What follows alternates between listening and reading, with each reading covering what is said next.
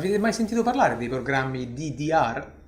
Innanzitutto la sigla DDR sta per Disarmament, Demobilization and Reintegration, ovvero disarmo, smobilitazione e reintegrazione. Perché è importante saperne qualcosa?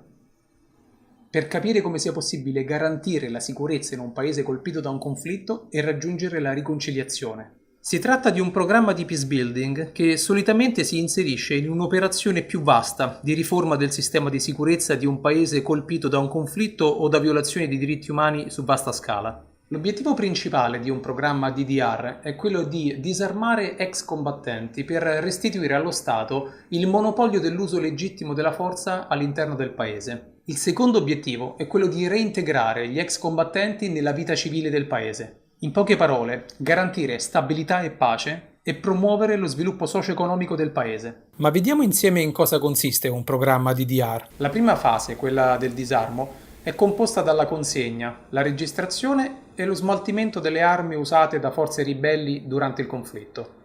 La seconda fase è quella della smobilitazione e consiste nella registrazione degli ex combattenti, visite mediche, corsi di reorientamento e infine il congedo ufficiale dalle forze militari, quindi l'acquisizione dello status di civile. La terza fase è quella della reintegrazione, solitamente attraverso l'avviamento di un'attività generatrice di reddito che possa garantire all'ex combattente una fonte di reddito stabile. I programmi DDR si sono evoluti nel tempo ed è stata poi aggiunta un'altra piccola R, quella del reinserimento, cioè che è una fase che sta tra la smobilitazione e la reintegrazione di lungo periodo. Si materializza sostanzialmente con un'offerta di assistenza, spesso pecuniaria, che serve ad aiutare l'ex combattente a far fronte alle spese di prima necessità prima che inizi la reintegrazione di lungo periodo. Dalla fine della guerra fredda ad oggi si contano più di 60 programmi DDR nel mondo. Sono stati eseguiti e continuano ad essere eseguiti non certo senza critiche e perplessità. Bisogna dire che sono programmi molto complessi perché vengono messi in atto in paesi dove il conflitto è appena terminato o dove il conflitto principale è appena terminato ma altri sono ancora in corso. Prendiamo qualche cifra per dare un'idea più chiara della loro complessità. Mentre ero in Repubblica Democratica del Congo, tra il 2004 e il 2008, più di 130.000 ex combattenti, di cui 30.000 ex bambini soldato, sono stati smobilizzati. Nell'esecuzione dei programmi DDR sono stati identificati dei rischi, che sono stati a mano affrontati e mitigati.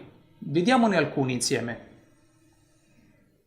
Partiamo dalla prima fase, quella del disarmo.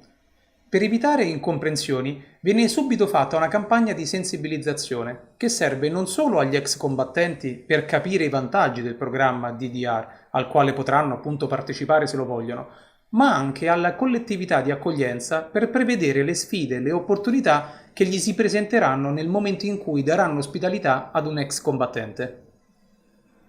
A volte le campagne di sensibilizzazione non vengono eseguite con sufficienti mezzi di comunicazione, affidandosi a piccole associazioni locali e mettendo loro a disposizione solo esigui finanziamenti. Come funziona in pratica un'operazione di disarmo?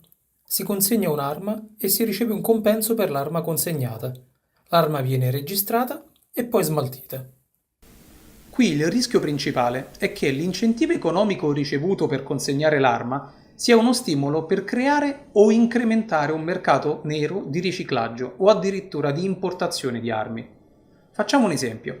Sono un ex combattente che detiene un'arma che ha un valore sul mercato nero di pari a $70, la consegno al programma DDR per un corrispettivo di $110, che nel 2008 erano suddivisi in $50 per le spese di viaggio, $50 per le spese di sopravvivenza e $10 per il cibo.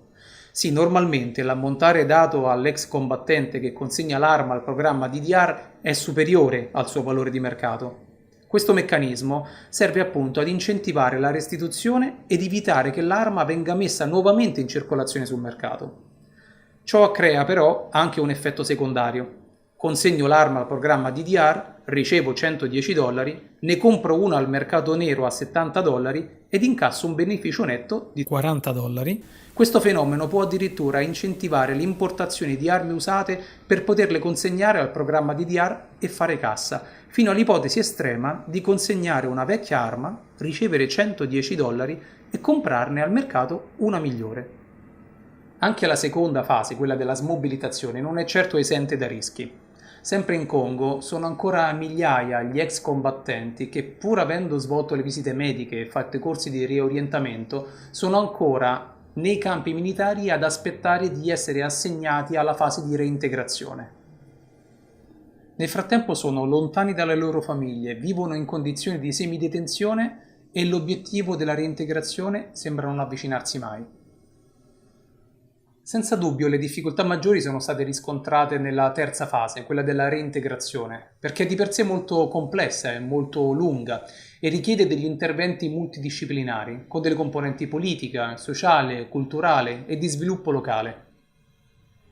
Il rischio maggiore è quello della non accettazione da parte della collettività che dovrebbe accogliere l'ex combattente.